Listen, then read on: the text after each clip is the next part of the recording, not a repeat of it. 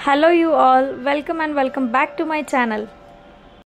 आमची स्वारी खूप दिवसातून निघालेली आहे भटकंतीला। तर चला आपण सगळेजण जाऊया, तुम्हालाही दाखवतो कुठे कुठे निघालोय। मी असंच पोस्ट करणार आहे ना बोलू। फिरायचं म्हटलं की सगळेजण एक्साइटेड असतात आणि आज आराध्या सुद्धा खूप एक्साइटेड आहे। बऱ्याच दिवसांनंतर आम्ही बाहेर पडलोय, वातावरण सुद्धा खूप छान मोकळं आहे आणि आराध्याचा मूड पण चांगला आहे आणि आराध्या सुद्धा आता 1 वर्षाची झाली आहे, त्याच्यामुळे आम्हाला सुद्धा फिरायला काही काळजी नाहीये, कारण ती पण आता व्यवस्थित राहते, तिचं खाणं पिणं सुद्धा होतं। आता तुम्हाला पहिला प्रश्न पडला असेल की आम्ही फिरायला कुठे जातोय, तर पुण्याच्या जवळच असलेल्या एका छोट्याशा डेस्टिनेशनला आम्ही जातोय। तर रोड ट्रिप आहे, बाईकनेच निघालोय, तर तुम्हाला सुद्धा घेऊन जातो। आम्ही काय गंमत जम्मत करतो आणि आजचा दिवस कसा स्पेंड करतो हे सगळं मी काही तुम्हाला आजच्या व्लॉगमध्ये दाखवणार आहे। आजचं वातावरण तसं गमतीशीरच आहे, म्हणजे मध्येच काळोख होतोय, मध्येच ढगाळ वातावरण होतंय। तर पाऊस येईल की नाही काही शक्यता सांगू शकत नाही, कारण घरून निघालो तेव्हा मोकळं होतं आणि तुम्ही बघत असाल पुढच्या 2 मिनिटात एकदम ढगाळ वातावरण झालंय। मध्येच पाऊस, मध्येच ऊन, आता किती छान ढगाळ वातावरण झालंय। असंच राहिलं तर किती छान वाटेल। वीकेंड असल्यामुळे आज खूपच तुला सोडायचं बघ इन्फोसिस पेज बिल्डिंग हो सगळ्या रस्ता कुठे आहे? हे इथून पलीकडून टर्न घ्यायचं आपल्याला, इथून टर्न घेऊन मागे का दाखवतोय मला? हो, कारण की लक्ष्मी चौकात त्यांनी बंद केलाय ना। इथून आता आपण घेतला ना टर्न, तर पहिला राईट घ्यायचा, राईट घेतला की सरळ सरळ जायचं की इन्फोसिस सर्कल लागेल, पर्सिस्टंट वगैरे ते तिथे ट्रॅफिक असल्यामुळे त्यांनी बॅरिकेड लावलेत ना। जात होते लोक, हो जात होते, पण तुम्ही घेतली नाही ना गाडी। हां, मध्ये थोडं मॅप पाहण्यासाठी थांबलो होतो, तर आता पुन्हा गाडी आमची रुळावर लागलेली आहे आणि आराध्याचे सुद्धा डोळे लागत आहेत, तर ती झोपी गेली तर बरं होईल, म्हणजे ट्रॅफिकमधनं आम्ही बाहेर पडेपर्यंत तिला सुद्धा आराम मिळेल आणि ती सुद्धा शांत राहील। तर जे कोणी पुण्यात राहतात आणि हिंजवडीमध्ये जॉब करतात त्यांना हा एरिया चांगल्यापैकी नोन असेल, कारण कॉर्पोरेट मजदूर म्हटलं की इथून रोजच्या 2 फेऱ्या तरी आरामात होतात। तर त्या डेस्टिनेशनला जाण्यासाठी आम्ही इकडनं हिंजेवाडीमधून मानमधून आम्ही तिकडे जाणार आहोत। पुढे आम्ही हळूहळू तुम्हाला पूर्ण रस्ता दाखवूच आणि व्यवस्थित गाईडसुद्धा करू की इथे कसं पोहोचायचं। तर इथे मी आराध्याला माझं ऑफिस दाखवते। तर आतापर्यंत ज्यांना कोणाला माहीत नव्हतं, तर हो, मी इन्फोसिसमध्ये जॉब करत होते। तर हे आहे माझं ऑफिस। बऱ्याच दिवसांनंतर बघितल्यावर खूप छान वाटलं की आपण इतक्या छान ठिकाणी काम करत होतो। ट्रॅफिकमधून बाहेर पडल्यानंतर हे जे तुम्हाला दिसतंय व्हिडिओमध्ये, हे आहे मान गावातील मानदेवीचं मंदिर। तर देवीच्या नावावरून गावाला नाव पडलंय की गावाच्या नावावरून देवीला नाव पडलंय हे तर आम्हाला काही माहिती नाही, पण त्या ग्रामदेवींचं ते मंदिर होतं। किती ट्रॅफिक होतं। हे मानगाव संपलं का इथे? आता मानगाव संपलंय।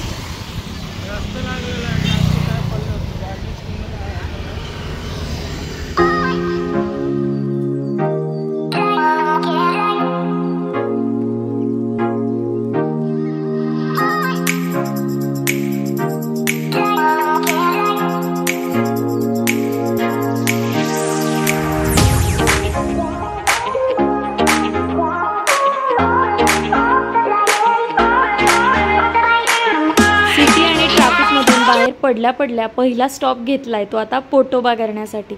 आराध्या पण छान झोपी गेली आहे, तोपर्यंत म्हटलं खाऊन घेऊ, म्हणजे निवांत खाता येईल आणि पोट भरलेलं असलं की जर्नीचा पण आनंद छान घेता येईल। पुणे म्हटलं की मिसळ आलंच, तर गावाबाहेरच एक मिसळचं स्टॉप लागलं, म्हणजे एक हॉटेल होतं छोटंसं गावातच, तर तिथे आम्ही स्टॉप घेतलाय। तर बघूया आता इथे खायला काय काय आहे, मग छानपैकी पोटोबा करू आणि पुढे जाऊ। आम्हाला लागलेल्या भुकेपेक्षा मोबाईलची भूक जास्तच महत्त्वाची होती, म्हणजेच काय तर मोबाईलची बॅटरी ड्रेन झाली होती, कारण फिरायचा प्लॅन अचानक ठरला, त्याच्यामुळे मोबाईलला चार्जिंग नव्हती। तर आता इथे पहिले मोबाईल चार्जिंगला लावतो, कारण आपला मोबाईल चार्ज असेल तरच तुम्हाला सुद्धा व्लॉग बघता येईल ना। तुम्हाला एक गंमत सांगू का, इथे बसल्या बसल्या ना मला महाराजांची फ्रेम दिसली. तर तुमच्यासोबत पण असं होतं का की म्हणजे तुम्ही कुठे बाहेर गेलात गाडीवर दुकानांमध्ये तुम्हाला महाराज दिसतात का? कारण आपण स्वामी सेवेकरी लक्ष जातच ना आपलं महाराजांकडे. तर असो, हा प्रत्येकाच्या श्रद्धेचा भाग आहे. कदाचित माझा महाराजांवर विश्वास असेल आणि ते कायम माझ्या मनात असतात, डोक्यात असतात, म्हणून ते कदाचित मला सारखे सारखे दिसत असावेत. तर असो, तर इथे मिसळची प्लेट आपली आलेली आहे. आम्ही तर मस्तपैकी ताव मारतोय. तुम्ही सुद्धा मोबाईलमध्ये बघून खुश व्हा. पोटोबा करून घेतो आणि मग पुन्हा भेटूया पुढच्या जर्नीमध्ये. तोपर्यंत जर तुम्ही आपल्या चॅनलला अजूनसुद्धा सबस्क्राईब केलं नसेल तर आवर्जून सबस्क्राईब करा.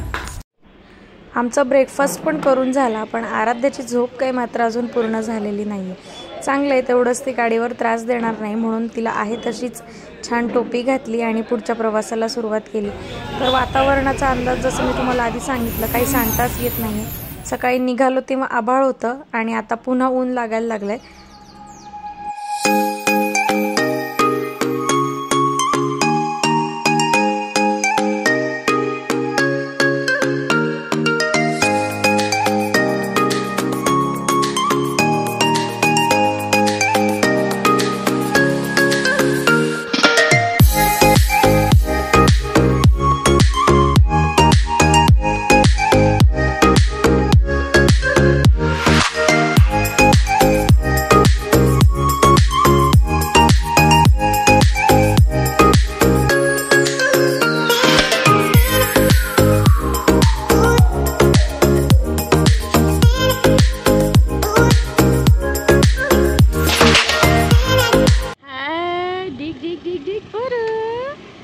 झाली झोप झाली पोरू तुझी? झोप झाली का?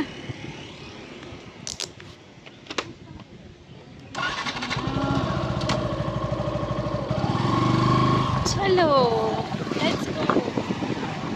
वाटेत जाता जाता इथे गावकरी भेटलेत. ते काहीतरी विकायला बसलेत. पाहूया काय.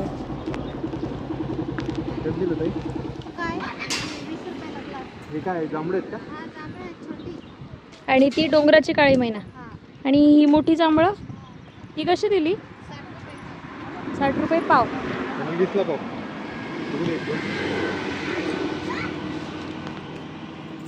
द्या मला पण. कशी आहे? वेगळी टेस्ट आहे ना थोडी. आणि ही हे पण दाखव ना.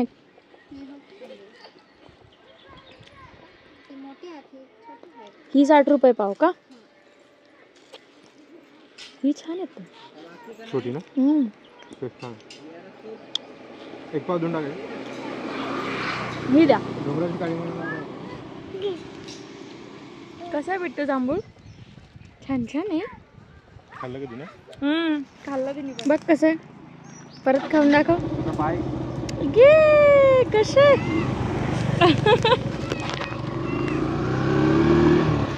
आपण आता डेस्टिनेशनला पोहोचू तेव्हा पोहोचू, पण रानमेवा खात खात जाऊ. काय होते रेड कलरचं? ते लालवाला काय मग?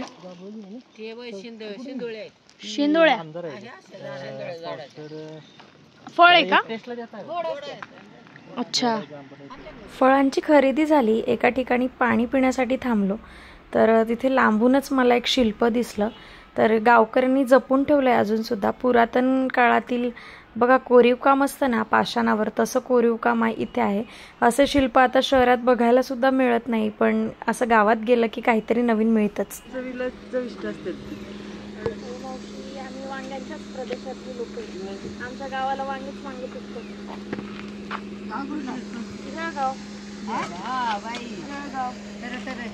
तिकडे तिकडचं ते घ्या आपल्याला. तिकडे याला तर काही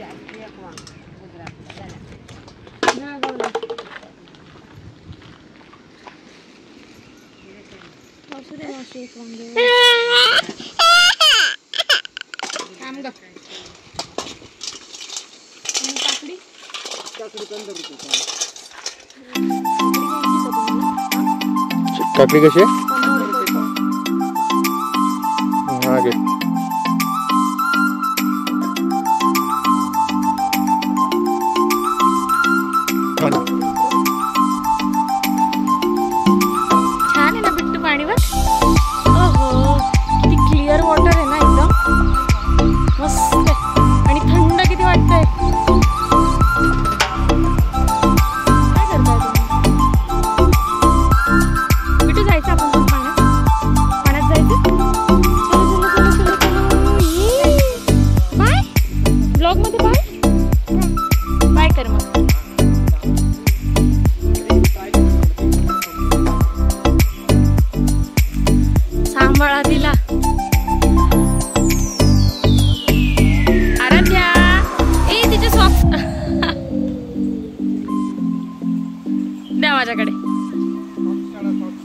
डायरेक्ट खाली पाण्यामध्ये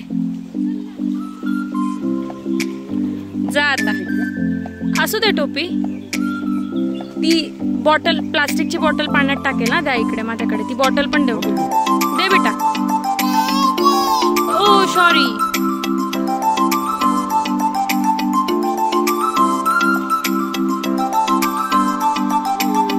आराध्या.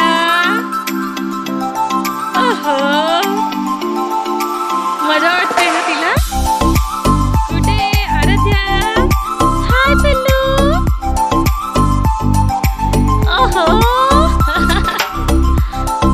तिला टच करायचंय पाणी. Good job.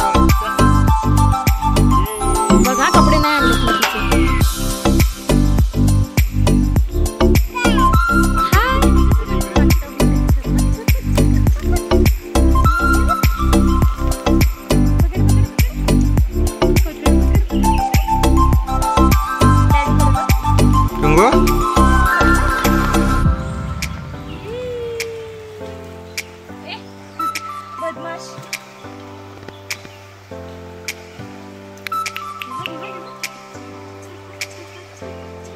ती त्यांच्याकडे पाहते.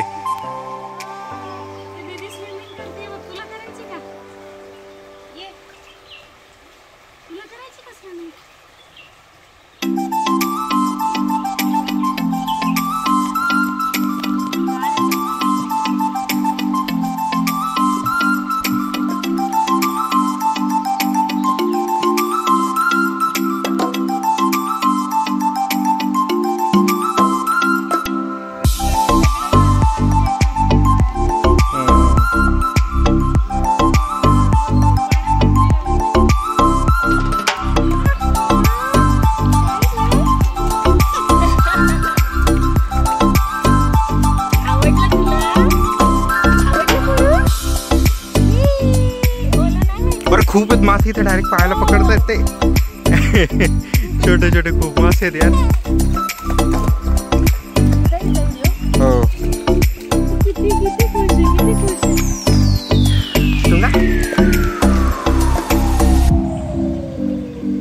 फिश कुठे? फिश पकड पकड पकड. फिश पकड. ओली होती. खूप ओला नाही व्हायचं.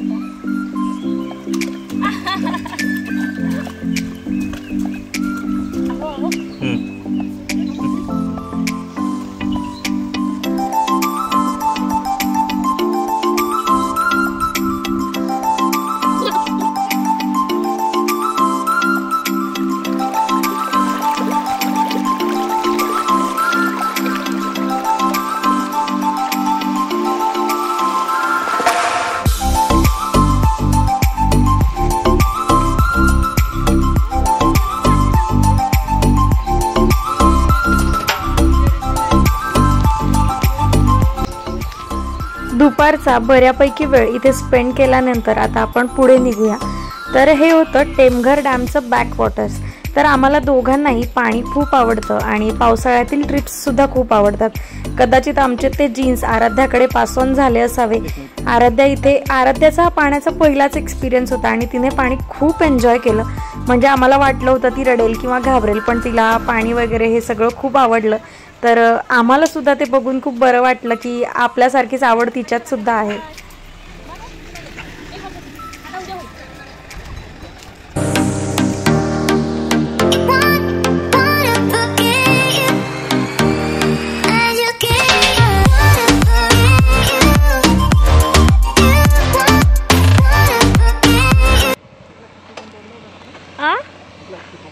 येस, आपण चिक्कू तोडला होता. इथनं एक पेरू घेतला होता. घर येऊन मारलं पाहिजे आपण. आणि हे ते घर आहे जिथे आपण फोटो काढला होता.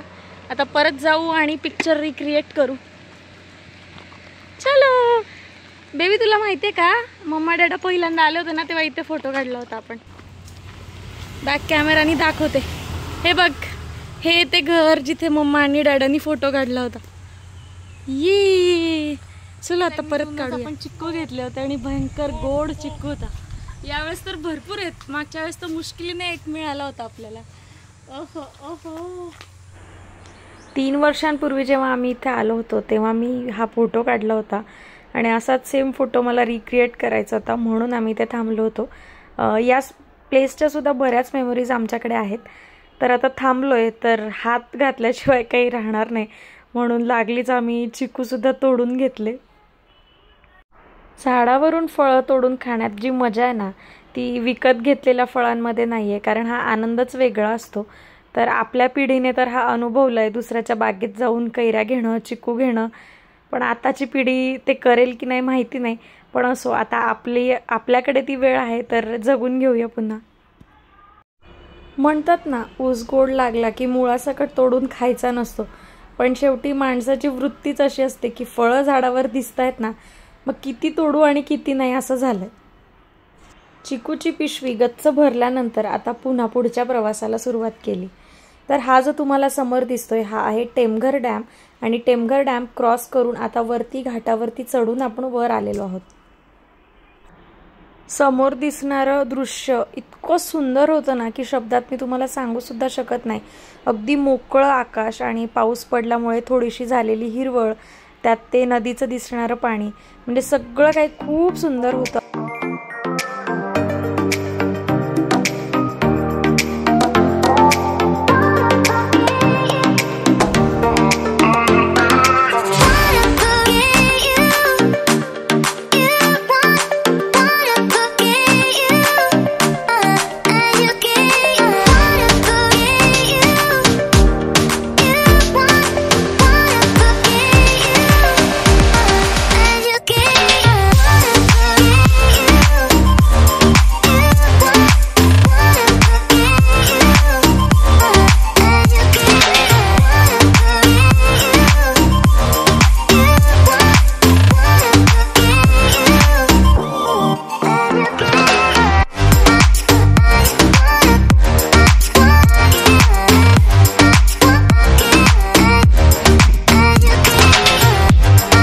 फायनली इतके स्टॉप घेत जिथे जायचं होतं त्या डेस्टिनेशनला आपण पोहोचलो.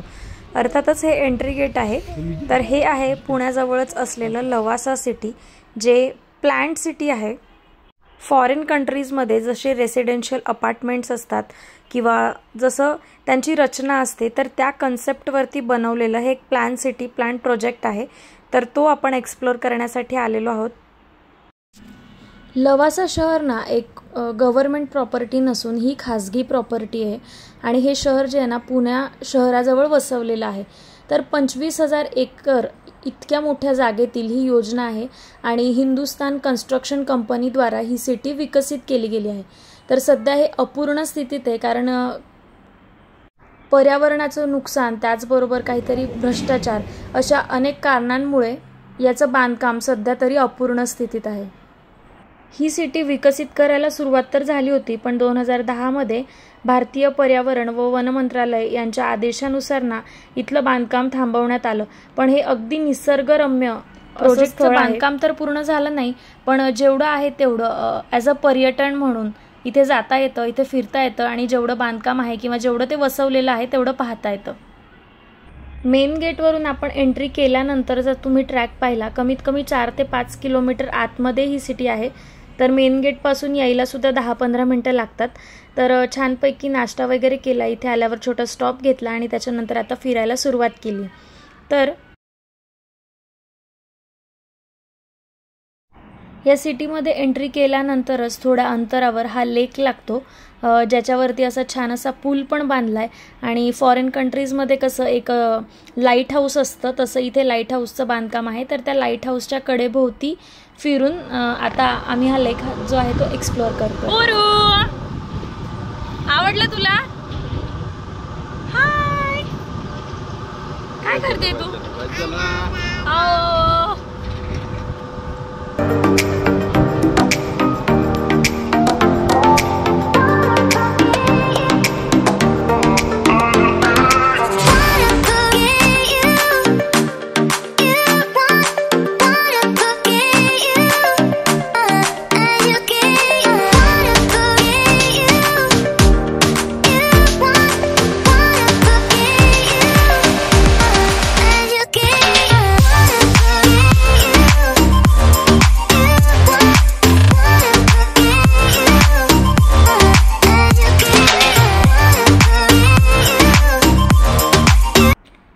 लवासा सिटी ना खूप विचारपूर्वक बांधण्यात आली होती. इथे इन्फॉर्मेशन सेंटरपासून ते इन्व्हेन्शन सेंटरपर्यंत, त्याचबरोबर कॉन्व्हेन्शन सेंटर आहेत, मोठे मोठे स्विमिंग पूल्स आहेत, लक्झरियस अपार्टमेंट्स आहेत, त्याचबरोबर मॉलसुद्धा डेव्हलप करण्यात आलेले होते. अजून सांगायचं झालं तर इथे क्राइस्ट युनिव्हर्सिटी आहे जी सध्या कार्यरत आहे, म्हणजे तिथे ॲडमिशन वगैरे होतात आणि मुलंसुद्धा शिकायला आहेत. त्याचबरोबर इथे डाकघरसुद्धा आहे, अपोलो हॉस्पिटल आहे, बँक आहेत, म्हणजे आपल्या सोयीसुविधा ज्या आपल्याला रोजच्या आयुष्यात लागतात त्या सगळ्या काही इथं उपलब्ध आहेत. आणि अजूनसुद्धा काही गोष्टी इथल्या चालू आहेत, त्याच्यामुळे अजून तरी हा प्रोजेक्ट डेड झालेला नाही आहे. लवासा सिटीमध्ये असणारी जी घरं आहेत ना ती इटॅलियन शैलीच्या बांधकामानुसार करण्यात आलेली आहेत. ही सिटी ना हिल सिटी म्हणून सुद्धा ओळखली जाते, कारण डोंगराळ भागाला जसंच तसं ठेवून सपाट न करता त्याच्यावर ही घरं बांधली आहेत. त्याच्यामुळे खालीवरती अशा प्रकारे डोंगराळ भागात कशी घरं असतात तसे मोठे मोठे बंगले इथे पाहायला मिळतात. इथे आला ना तर तुम्हाला असं वाटेल की तुम्ही जणू काही दुसऱ्याच देशात फिरायला आलेले आहात. आणि पावसाळ्यात जर तुम्ही इथे आलात ना तर की इतकं सुंदर वातावरण असतं ना. आधी इथे वन डे ट्रिपसाठीच यावं लागायचं, कारण राहण्याची वगैरे सोय नव्हती. पण आता इथं मनोरंजन पार्कसुद्धा झालं आहे, रिसॉर्ट्स आहेत, उच्च दर्जाची हॉटेल आहेत. त्याच्यामुळे जर तुम्ही असं छान स्टेकेशनसाठी यायचा प्लॅन केला तर ते सुद्धा आता शक्य आहे. म्हणजे लांबून किंवा दुसऱ्या शहरातून जर तुम्ही बघायला येणार असाल तर आरामात तुम्ही इथे राहू शकता आणि तुमचे 2-3 दिवस अगदी निसर्गरम्य वातावरणात घालवू शकता. इथे आल्यानंतर मन अगदी शांत होतं. आजूबाजूला किरकिर नाही, गाड्यांचे आवाज नाहीत, प्राणी पक्ष्यांचे असे सुंदर आवाज इथे येतात. त्याच्यामुळे मनाला खूप छान वाटतं आणि शांतसुद्धा वाटतं. तर जर आपलं डोकं रिकामं करायचं असेल, निसर्गरम्य वातावरणाचा आनंद घ्यायचा असेल तर ही जी प्लेस आहे ना एकदम सिनिक आहे. म्हणजे कुठल्या तरी मूवीच्या सेटवर गेल्यासारखं तुम्हाला वाटेल, इतकं सुंदर आहे. आणि आपण ते म्हणतो ना एकदम ऑल इन वन पॅकेज आहे. म्हणजे इथे नदीसुद्धा आहे, डोंगर आहे, छान झाडं आहेत. पावसाळ्यात आले तर नॅचरल पद्धतीने तयार झालेले असे छोटे छोटे धबधबे सुद्धा तुम्हाला बघायला मिळतात. त्याचबरोबर स्ट्रीट फूडसुद्धा मिळतं. फिरण्यासाठी वॉकसाठी डेव्हलप केलेल्या छोट्या छोट्या स्ट्रीट्स आहेत, वॉकिंग स्ट्रीट्स आहेत. तर आल्यानंतर म्हणजे मनोरंजनासाठी खूप काही गोष्टी आहेत. तर वेळ कसा निघून जाईल तर कळणारच नाही. आम्ही जेव्हा पहिल्यांदा इथे आलो होतो ना तेव्हा काहीच नव्हतं. मोजके 1-2 कॅफे होते छोटे छोटे, जे पण कॉलेजच्या मुलांमुळे कदाचित तिथे सुरू असावे. पण आता जेव्हा दुसऱ्यांदा आलो 3 वर्षानंतर तर इथे बरीच डेव्हलपमेंट झाली आहे. कारण की बरेच टुरिस्ट इथे फिरायला म्हणून येतात. त्याच्यामुळे शॉपिंगच्या बऱ्याच गोष्टी आता इथे अवेलेबल झाल्या आहेत. म्हणजे सगळंच काही तिथे मिळायला लागलं आहे. त्याचबरोबर हॉटेल पण बऱ्यापैकी सुरू झाले आहेत, म्हणजे खायला प्यायला सुद्धा मिळतं. लहान मुलांसाठी सुद्धा खेळण्यांची दुकानं, स्टेशनरी असेल किंवा ग्रोसरीचं सामान असेल ते सुद्धा आता तिथे मिळायला लागले. त्याचबरोबर मुलींचं आपलं चुटूक पुटूक जे आपल्याला आवडतं, छान कॉस्मेटिक वगैरे अशा गोष्टीसुद्धा तिथे आता मिळायला लागल्यात. त्याच्यामुळे टुरिस्ट इथे व्हिजिट करायला लागलेत, म्हणून बऱ्यापैकी डेव्हलपमेंट आता थोडी थोडी होतीये. अशा सगळ्या गोष्टी डेव्हलप झाल्यात, त्याच्यामुळे फिरायला पण थोडं बरं वाटतं. तर चला, आमची तर लवासा सिटी आज फिरून झाली आहे. त्याच्यामुळे आता आम्ही लागलोय परतीच्या प्रवासाला, कारण 4:15 वाजलेत संध्याकाळचे आणि इथून सिटीमध्ये जायला 2-2.5 तास लागतील. तर त्याच्यामुळे आता आम्ही निघालोय, कारण पावसाचं सुद्धा वातावरण आहे आणि रस्त्यात अजून तरी स्ट्रीट लाईट वगैरे नाही आहेत. त्याच्यामुळे जाताना हाल व्हायला नको म्हणून आम्ही थोडे लवकरच निघालो. आराध्यसुद्धा सकाळी निघताना झोपली होती, पण त्याच्यानंतर दिवसभर तिलासुद्धा खूप गंमत जम्मत दिसली, त्याच्यामुळे ती काही झोपली नाही. तर आता परतीच्या प्रवासात आराध्यसुद्धा झोपी गेली आहे.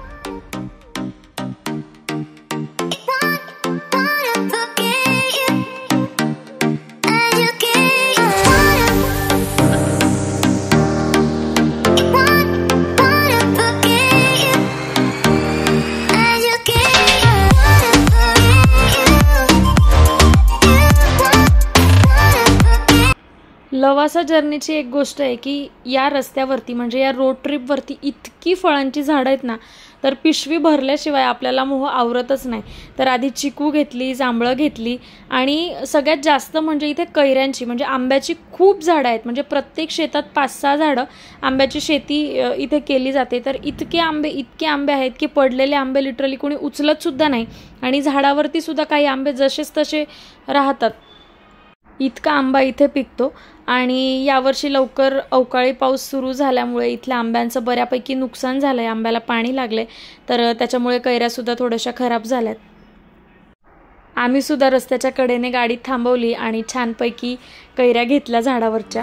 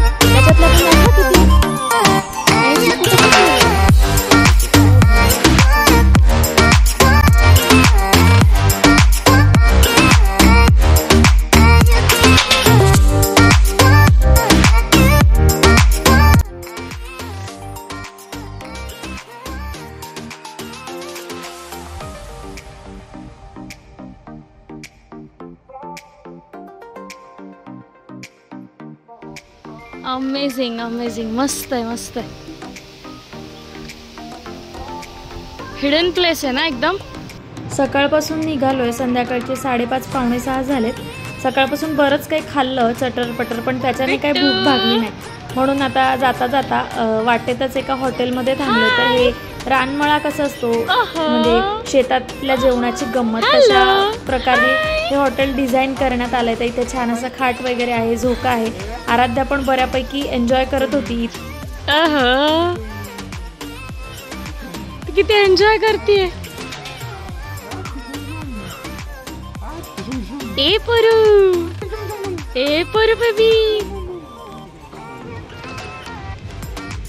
कोण खेळताय झोका.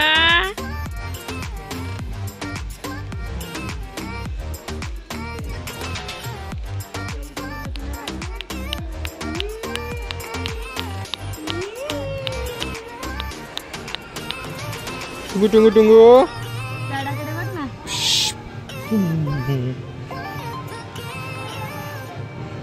खूप दिवसांनी झोपाळ्यावर बसून खूप मजा आली. दिवस खूप छान गेला.